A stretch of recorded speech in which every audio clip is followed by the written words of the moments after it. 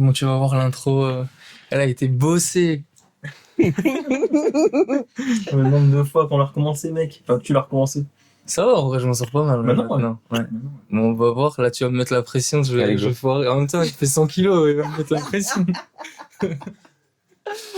Bon, allez, je l'attente. Allez. Bienvenue sur Entre deux sets, un podcast où on traite de sujets touchant de près ou de loin au développement personnel, en passant de sujets plus philosophiques jusqu'à la musculation. On y invite souvent des personnes avec un parcours intéressant, et si je dis on, c'est parce que je suis accompagné de mon fidèle acolyte, Damien. Comment tu vas? Ça va et toi, Tanguy? Ça va nickel. Et en parlant de personnes intéressantes, aujourd'hui on est avec Louis Mathieu. Comment tu vas? Gras. Ça va très bien et toi, gros? Ça va bien. Mais attends, déjà j'ai une question. Comment on t'appelle? Est-ce qu'on t'appelle LMF? Est-ce qu'on t'appelle LM? LM? Ça dépend. C'est plutôt LMF, en vrai. Même en vrai? Ouais, même en vrai, les gens m'appellent LMF. Bon, ma copine m'appelle Louis. Oui. Je sais que Flo m'appelait Louis. Parce que sur scène, tu sais, LMF, c'est dur à crier. Tu peux pas crier sur scène. Ouais. LMF, les quads! C'est juste, Encore moins de voix. Là. Ouais, c'est pour ça que genre, ils disent Louis. Mais en vrai, Louis, ça me va, mais LMF, généralement. Et Louis Mathieu, c'est pour l'université. Louis Mathieu, c'est très. Ouais, c'est très carré. Ouais, c'est très carré. Très pro. Et du coup, est-ce que tu pourrais te présenter brièvement pour les gens qui te connaissent pas? Déjà, Ok. ils ratent quelque chose, mais... Ah, ça fait plaisir. Mais du coup, moi, c'est LMF. Je suis étudiant et culturiste naturel. J'étudie en M2, là, actuellement, à Sciences Po, les affaires européennes.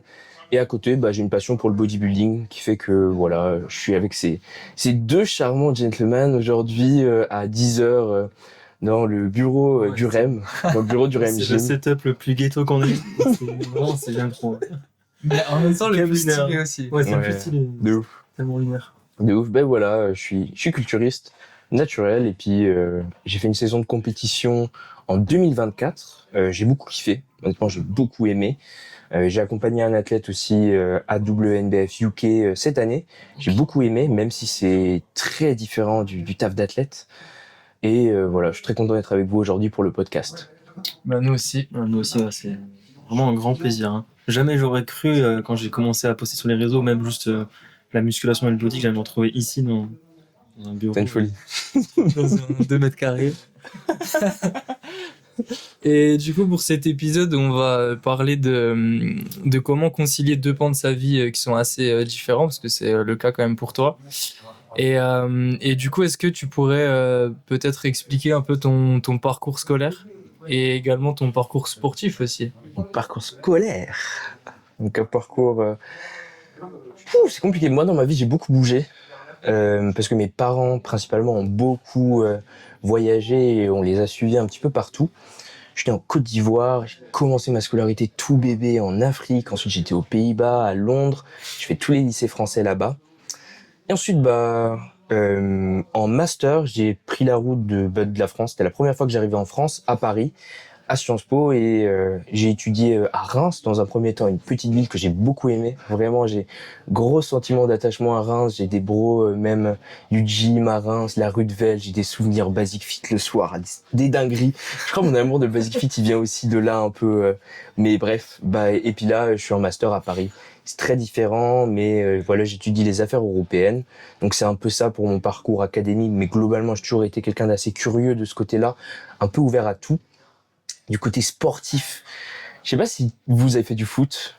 Ouais. Foot, ouais. Moi, oui, mais lui, il aime pas. Je suis le seul. Tu vois. Personne, à chaque fois qu'on invite quelqu'un, il est fan de foot, il a fait du foot ou quoi. Il y a juste moi à chaque fois, je suis là à côté. Mais moi, j'ai fait foot, natation, judo. J'ai l'impression d'avoir été hyper classique au niveau des sports et tout. Ouais, c'est... Et ensuite, j'ai commencé la musculation simplement parce que je me plaisais pas. J'avais l'impression que je plaisais pas aux autres.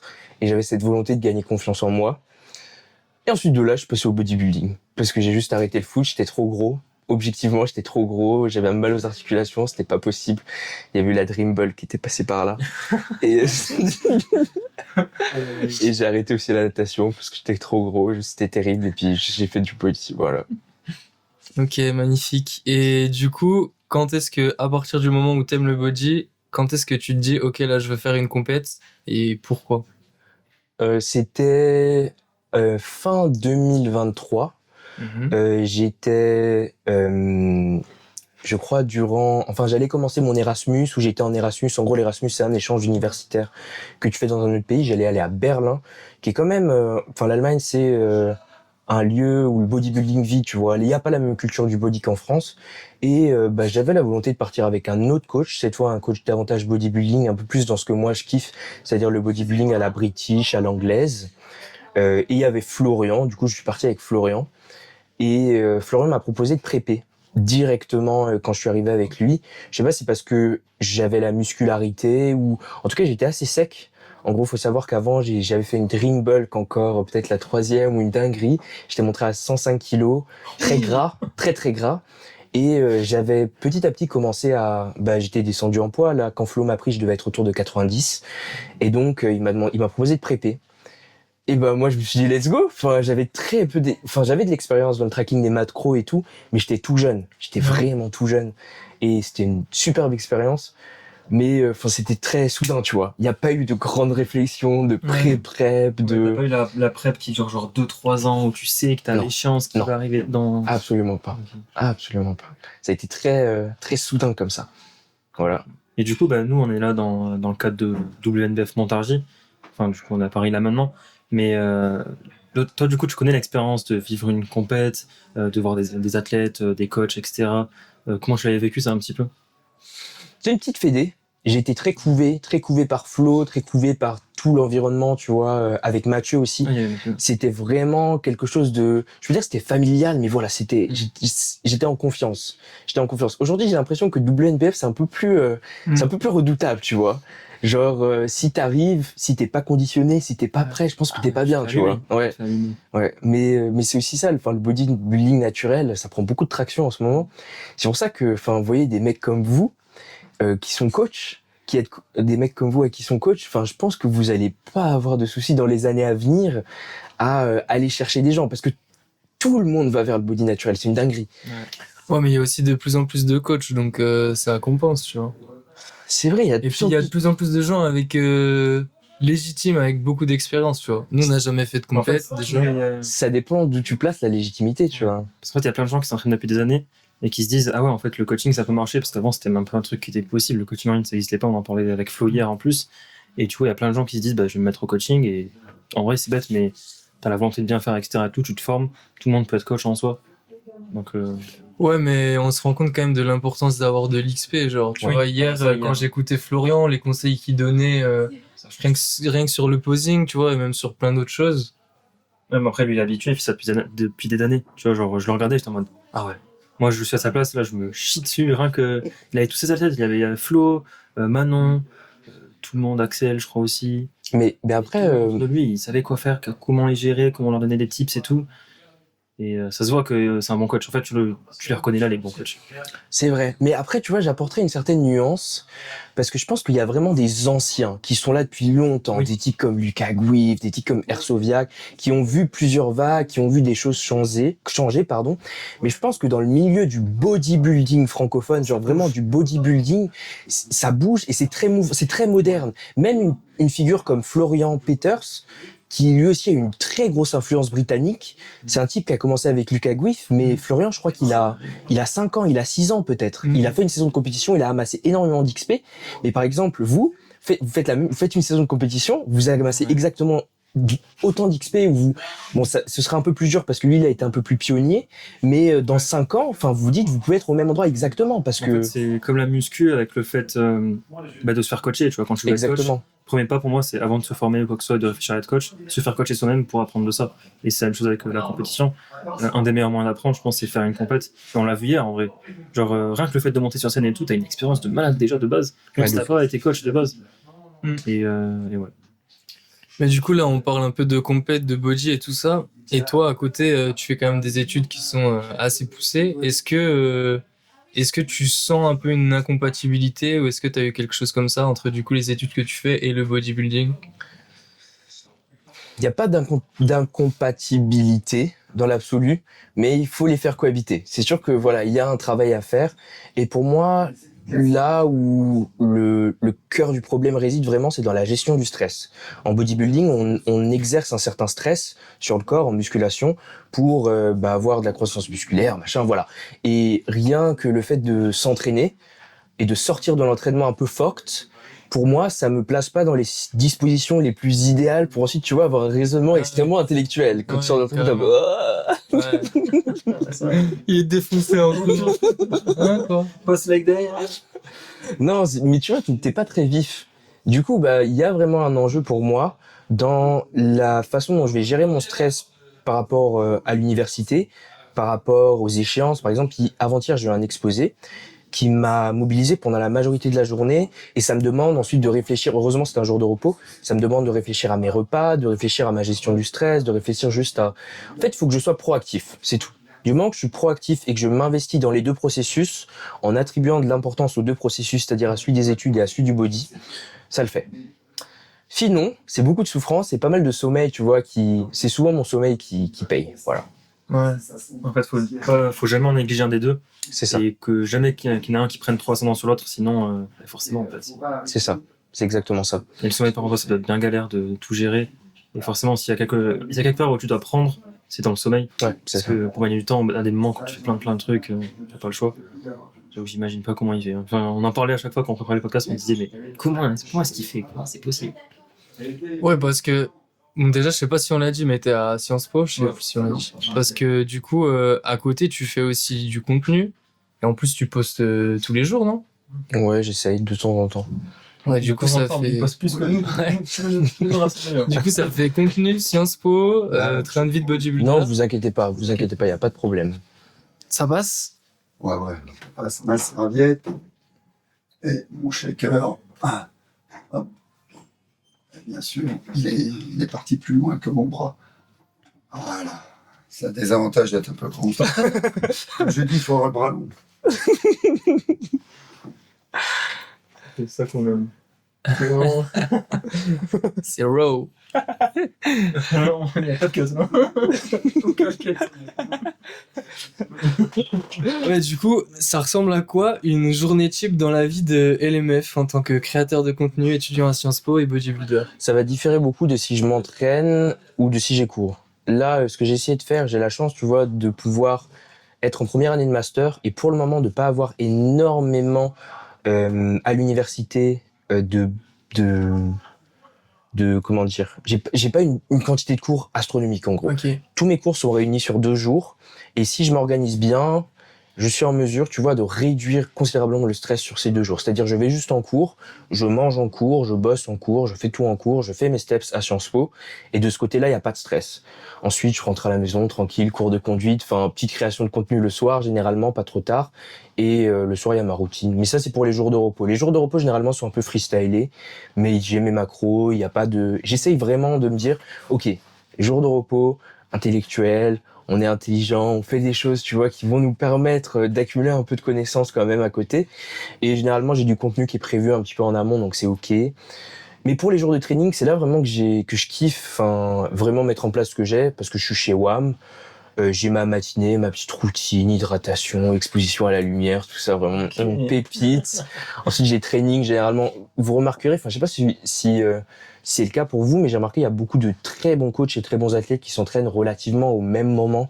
J'ai l'impression que c'est entre 10h et 15h, un peu dans cette fenêtre là. D'après-midi, tout le monde se prend là. Ouais, Exactement. Bah, du coup voilà, c'est là que je place mon training. De 10h à 15h. Non, ça c'est Florentin. Ça c'est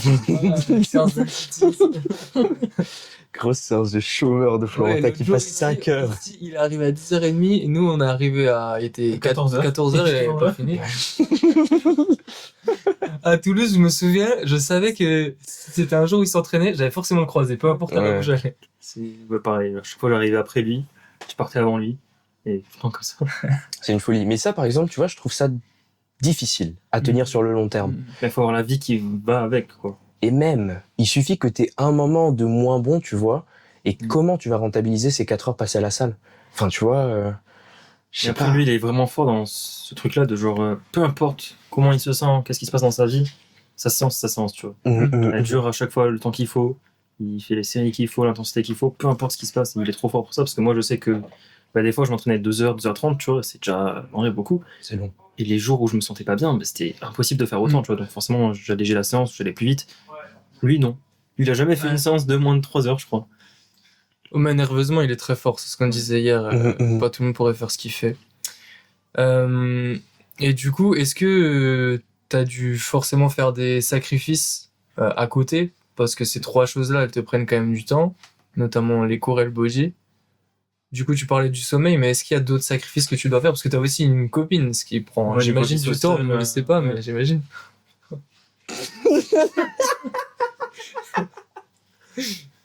C'est terrible. Non, pendant ma prep en Allemagne, j'ai sacrifié beaucoup de relations sociales. Enfin, je veux dire, j'ai infligé à mes amis quelque chose que j'aurais pas dû leur infliger, mais je pense que c'est aussi lié au fait que, sans vouloir me dédouaner, bien sûr, je me suis engagé dans la préparation, sans peut-être en connaître totalement les tenants et les aboutissants. Du coup, je me suis dit go, la prep, machin.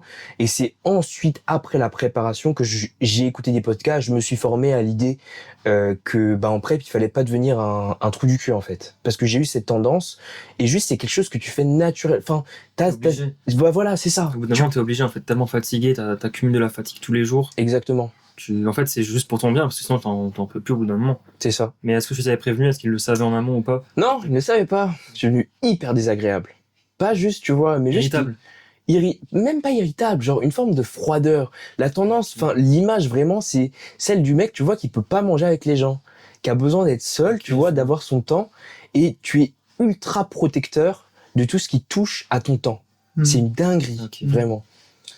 Donc voilà, il y a eu ce problème en prep vis-à-vis de la vie sociale. Et cette année, je pense pas qu'il y ait des sacrifices que je dois faire. Il faut juste que je sois intelligent dans ma manière de faire les choses. Raison pour laquelle, par exemple, j'ai sacrifié mon upper, lower, push-pull legs, alors que je kiffe cette prog. Mais je me suis dit, je repasse en upper, lower, ça me dégage un jour de repos. Et j'ai plus de latitude ensuite pour mon taf et tout. Voilà. Mais j'imagine que vous aussi, dans votre boulot de coach, vous avez aussi à des moments des ajustements, si vous avez des check-in, des trucs à faire. Enfin, après, j'ai toujours du mal à poser cette question parce que vous êtes aussi un petit peu les deux dans le bodybuilding, dans la musculation, mais vous voyez plutôt comme coach ou comme bodybuilder. Est-ce qu'il y a un peu cette hiérarchie pour vous? Moi, perso, plus je travaille, moins, enfin, la muscu, j'ai mis ça de côté de fou. D'accord. Parce que ça demande tellement d'énergie, de concentration et de tryhard, en fait, quand tu commences le coaching, que je me suis mis à fond dans ça, et la muscu, c'est un peu à côté. Je reste, tu vois, un body, etc., et je kiffe ça. Donc, j'irai toujours. Mais c'est vraiment à côté. En fait, c'est le taf qui passe en premier après la salle. D'accord. En ce moment, en tout cas. Et de toute façon, il y a des périodes, avant, c'était la muscu. Là, je sais que c'est le coaching. Peut-être dans 3 mois, ce sera autre chose, tu vois. Mais l'objectif, c'est de trouver un équilibre. Toi, je crois que t'en as plus que moi, donc... Moi, je sais pas trop, hein. Je crois que je dissocie pas les deux, en fait. Parce que pour moi, de toute manière, les progrès que je vais faire à la salle, ils vont m'aider dans mon taf. Dans le sens où on peut pas le nier que le physique, ça a un gros impact sur si les gens vont te choisir en tant que coach, etc. Et même au vu que tu fais par rapport à ton contenu et tout. Mais de toute façon, ça a toujours été l'une de mes priorités, si ce n'est la priorité, et ça le restera toujours. Ouais, je vois. Donc s'il faut que je prenne moins de clients pour pouvoir m'entraîner et gagner moins d'argent, je le ferai, tu vois. Donc, un peu plus JR Body, un peu plus Romain Méchat, en fait. C'est une discussion qu'on avait déjà en plus. Je pense, en vrai, ouais, je pense. C'est comme ça. Hein. Ça me fait rire, putain, la dinguerie. Et du coup, est-ce que tes études, elles t'ont aidé dans ta pratique du body?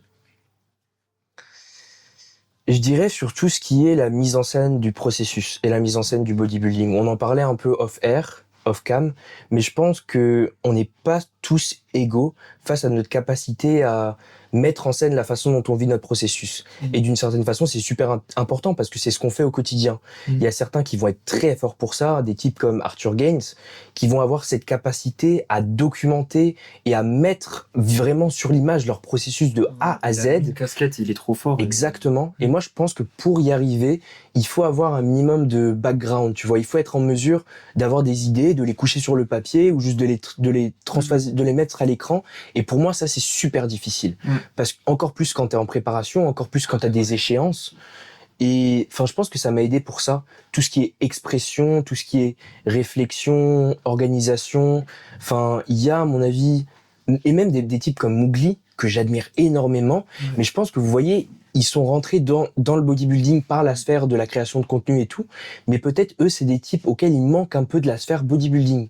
C'est-à-dire, Mowgli, je le vois, c'est plus un athlète hybride. Ouais, mais Vous du coup, voyez, lui, il a arrêté vraiment d'être dans le body et de ça. Et ce qui est cool, c'est qu'on l'a vu échouer plein de fois dans tous les domaines. c'est vrai. Et il a changé 1000 fois de casquette aussi, parce que ça lui plaisait pas.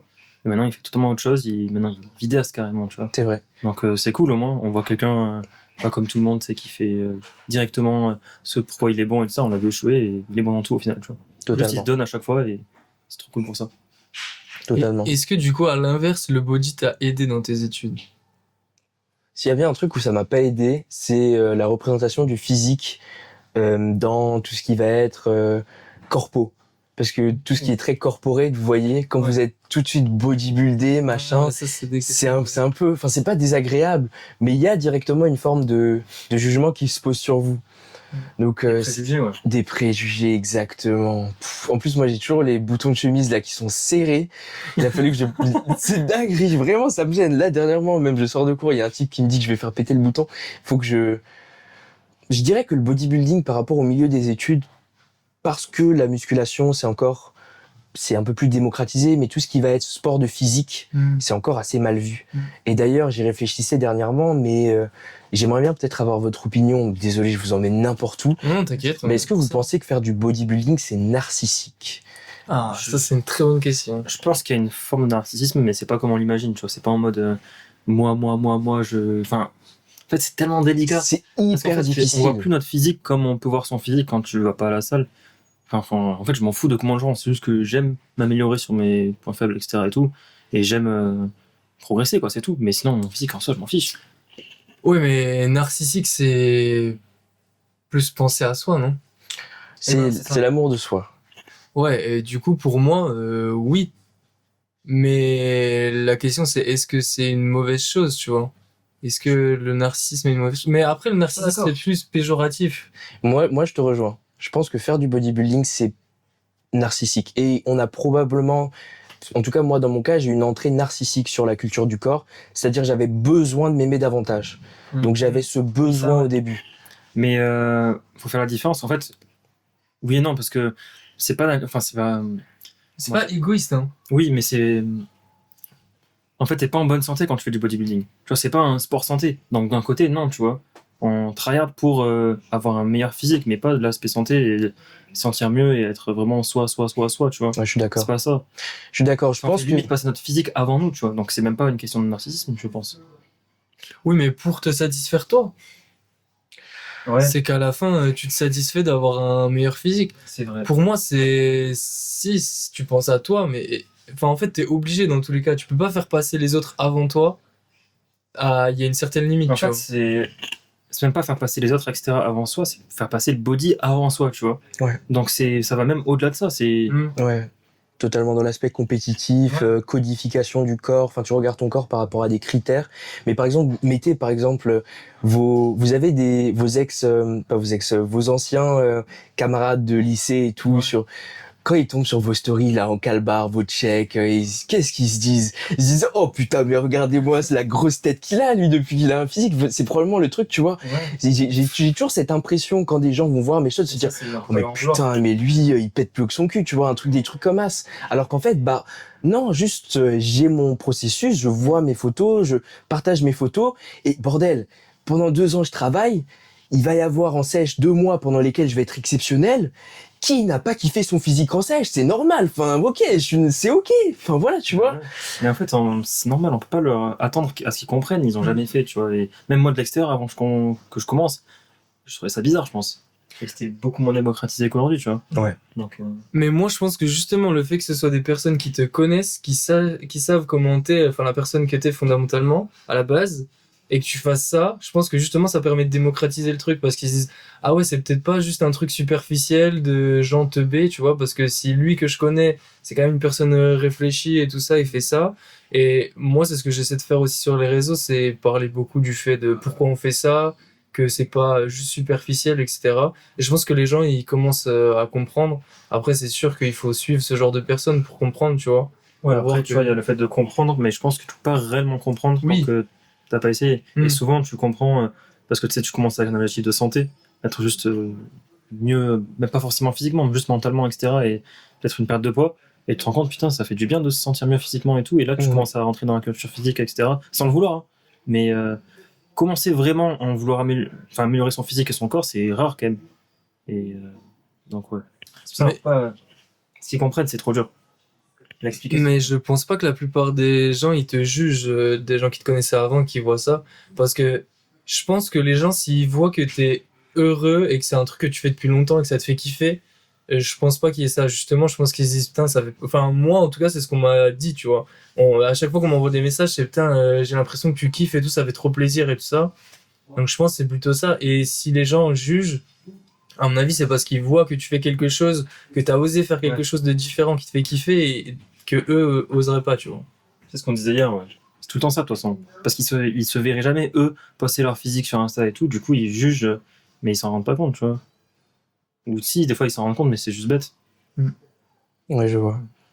Après, je pense pas, vous savez, je me dis, il y a des gens, vous voyez, qui n'ont absolument rien à faire, mais qui ont quand même probablement cette pensée de se dire, ah ouais, il est comme ça, lui. Parce que, Sciences Po, tout le monde est dans ses petits stages, dans ses petits, son petit LinkedIn, ses machins avec le Conseil d'État ou quoi. Enfin, les gens sont dans leur truc.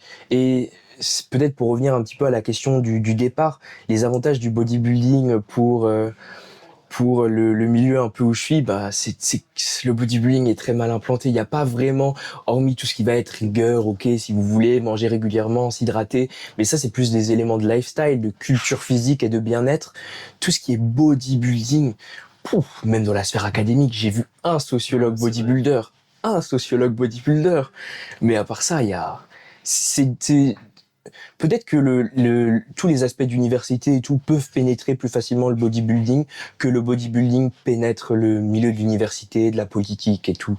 C'est encore des choses qui sont très très poussées vers l'extérieur. Je suis d'accord, c'est vrai que depuis tout à l'heure je parlais body mais aussi fitness. Donc fitness, oui, pourquoi pas.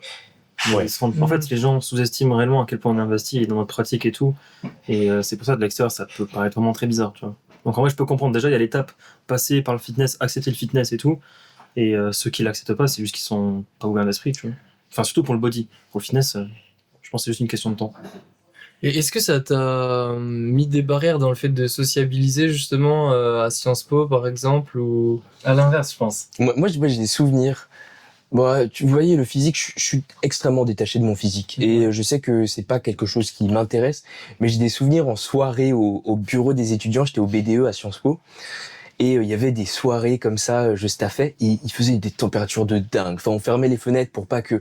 Et moi, j'étais là dans ma masse. J'étais gros comme ça. Je prenais énormément de place, totalement coulant, totalement...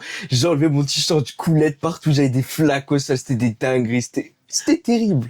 Et ça, c'est parce que je portais à la fois du muscle et beaucoup de gras aussi, tu vois. Ouais. Mais ça, c'était un souvenir. Enfin, j'ai toujours eu ce truc, le corps musclé, c'est pas quelque chose qui, en présentiel, IRL, me rend à l'aise, tu vois. Ça m'a pas aidé particulièrement, je sais pas, j'ai pas cette impression. Après, avec des potes, bien sûr, il y a des discussions parfois croustillantes sur la salle. Quand il y a un pote qui vient de dire qu'il s'est mis à la salle, tu vois, ça fait toujours plaisir, on discute un peu, on échange. Mais j'ai pas la sensation que ça m'a... Je sais pas. Je saurais pas. Je vais pas te dire ouais, j'ai beaucoup de succès avec les filles, machin. C'est pas le cas. C'est pas le cas du tout.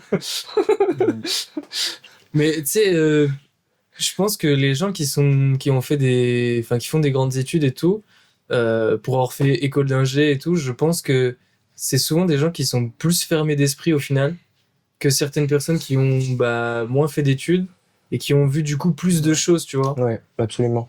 Alors que c'est des personnes qui sont censées être... C'est pour ça que j'aime pas dire que les gens qui ont fait des grandes études, ils sont intelligents, parce que l'intelligence, ça regroupe beaucoup de choses, dont l'ouverture d'esprit, selon moi.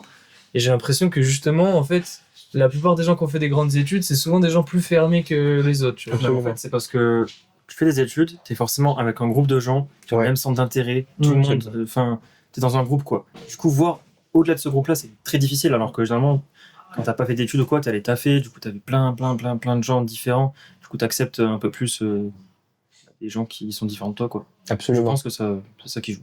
Et t'adoptes un peu les codes de tes supérieurs, des gens avec qui tu bosses. C'est ça. Pour reprendre sur le fitness, il y a aussi l'idée, il y a une grande culture, c'est pas une culture, mais il y a vraiment ces images des hommes politiques ou du personnel politique qui va courir.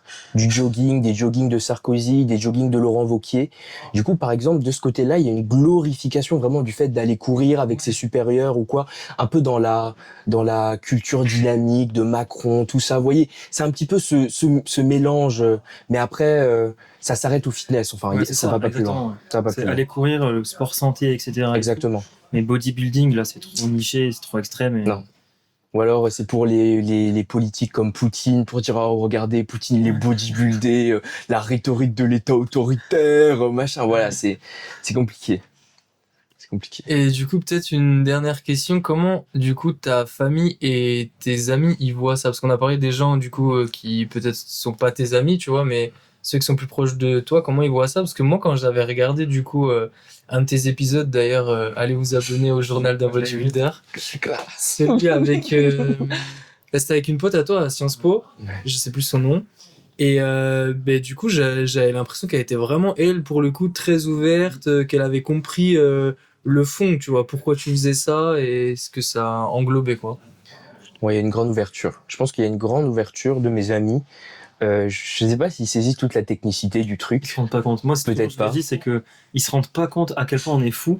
Ouais. Et à la salle, c'est l'inverse, tu vois. Ils nous prennent trop pour des fous avec Ouais. tous nos trucs alors qu'on l'est moins que ce qu'ils pensent, tu vois. Ouais, totalement.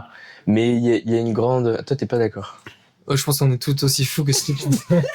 En vrai. À la salle, non, tu vois, moi, je trouve que rajouter des petits blocs de yoga, des tapis, des élastiques, des. Oh là, on est fou. Mec, on a fait 5 heures de route pour aller à Limoges. Pour aller dans une salle à Limoges. Alors qu'on habite à C'est Toulouse. juste qu'on fait le même sport qu'eux, mais on est passionné, tu vois. C'est juste ça la différence, donc on n'est pas tant fou que ce qu'ils pensent, parce que vraiment, à la salle, des fois, sûrement toi aussi, on nous regarde comme des dégénérés, genre vraiment la bête de la salle, tu vois. Alors que nos proches, ils se rendent pas compte, tu vois. Ils se rendent pas compte de ce qu'on fait à la salle et qu'on est vraiment différent de ceux qui s'entraînent juste de base. Donc, ouais. Et c'est pour ça, c'est cool qu'ils soient vraiment indulgents et qu'ils comprennent. Et que... C'est cool. Après, je sais pas, je vous retournerai la question, mais moi, je vois chez mes parents aussi une forme de grande pudeur de tout ce qui est le rapport au corps, le rapport au physique. Je sais que plus jeune, j'étais relativement gros. Bon, je suis encore gros, remarquez, voilà, on est vraiment dans la transition. Mais voilà, différemment, exactement. Et j'ai eu... Enfin, je sais que mes parents voulaient que je sois en forme. Surtout ma maman, elle avait cette volonté que je sois en forme, elle a mis cette pression sur moi. Et quand je suis passé dans la culture physique, je sais que, tu vois, elle regarde ça avec bienveillance. Mais il y a quand même cette grande pudeur. D'autant qu'il faut savoir que moi, de base, ma famille est très catholique au départ. Je me suis un petit peu éloigné de ce côté-là. Mais il y a toujours ce regard qui colore un peu, vous voyez, le rapport au corps, le rapport au physique, mais tout ce qui est ensuite routine, organisation, discipline, entre guillemets, même si j'aime pas trop le terme. Mais voilà, enfin, ça, de ce côté-là, je pense qu'ils sont contents et ils voient que ça conditionne un petit peu ma vie. Je sais pas de votre côté. Franchement, pareil, c'est que forcément, on est dans l'extrême de notre sport. Ouais. Du coup, elle le voit et ça lui fait peur, forcément. Enfin, je parle de ma mère, là, du coup. Donc, niveau physique, etc., c'est ça qui me fait peur, en mode, jamais j'aurais cru qu'il devienne comme ça, lui. Et Ouais. tu veux pas t'arrêter, là, t'es bien. Prendre niveau organisation, discipline, etc., et tout, comme t'as dit, la parente, elle trouve que c'est quelque chose de bien. Et il y a que ce sport-là, c'est vraiment des seuls qui apportent ça, je trouve. Hein. L'alimentation, le sommeil, ça, faire attention à tout. Donc, ouais, franchement, ils sont indulgents aussi. Est-ce que mon père à la salle. Oh, incroyable. Et je le coach. Et donc, Waouh. Est-ce que vos parents, ils vous ont hagar quand ils ont vu vos premiers pots de créatine et tout? Ah, mec. Moi, c'était la whey déjà. Hein. Et moi, j'ai commencé super tôt, moi. Mhm. Et moi, c'était la whey, gros. J'étais obligé, je la cachais dans un placard derrière les toilettes. Je devais mettre ma main, mais ultra loin, pour aller chercher la whey. Et c'était que de la whey. Hein. Mais à l'époque, c'était quand la whey, c'était vu comme du dopage. Hein. Ouais, ouais. non, moi, franchement, ça va. En fait, c'est mon frère qui a commencé avant moi. Et du coup, elle a pas compris quand elle a vu le sachet de 10 kilos de whey arriver là. Mais j'en faisais pas encore, du coup, ça allait. D'accord, ok. Ah non, tu te dopes, Damien. C'est quoi poudre et tout, Ouais. Mais après, il y a toujours ces remarques un peu taquines. Moi, je sais quand j'amène mes compléments, ma mère, elle dit que j'ai la pharmacie ou quoi, des trucs comme ça. Mais bon. Voilà. Juste, je reproduirai pas la même chose avec mon fils ou mes enfants si eux aussi sont amenés à faire ça. Enfin, voilà, je pense qu'il y aura un changement dans les mentalités aussi. Ouais. Mais ça va prendre du temps. Mais c'est drôle qu'on assimile les compléments avec le dopage, etc., la muscu, alors que c'est juste une question de santé, tu vois. Genre, Ouais. vraiment, ça n'influe pas trop avec le Absolument. sport et la progression, tu vois, c'est surtout d'un point de vue santé. Pourtant, on nous voit comme des gens qui se dopent et tout, donc c'est drôle. Ouais, c'est vrai. Ok, je pense qu'on a fait le tour des questions. Hein. C'est trop cool. Merci mon gars, c'était vraiment sympa. Vraiment un plaisir de te rencontrer. Là, on va s'entraîner en plus, du coup, j'ai hâte de voir ce qu'il donne. On va encore faire du rowing de taré en cassant au fond de la salle, là. Ça me tue. Merci beaucoup, les gars, de m'avoir invité. C'était un Merci grand à toi. plaisir. Merci à toi. Peut-être à l'écran, j'aurai les lunettes un peu embuées parce que vous m'avez donné chaud, là. Et peut-être que depuis tout à l'heure, je passe le micro de. Non, je crois que la caméra, elle est bien, du coup, ça Ok, ça marche. Ah, le micro est... Il marche pas. Non, celui-là, je le passe devant, du coup. Ah, Tu vois, à chaque d'accord, fois, il d'accord. passe, mais je crois qu'il reste au fond. Ah, Bah, tout le d'accord. monde, ils ont juste vu un micro bouger comme ça. C'est encore Mathieu qui est comme ça, Daniel. Ghetto, voilà. Bon, ben, merci de nous avoir écoutés et on Merci se retrouve pour le prochain épisode. À la prochaine. Très fort. Allez, cut.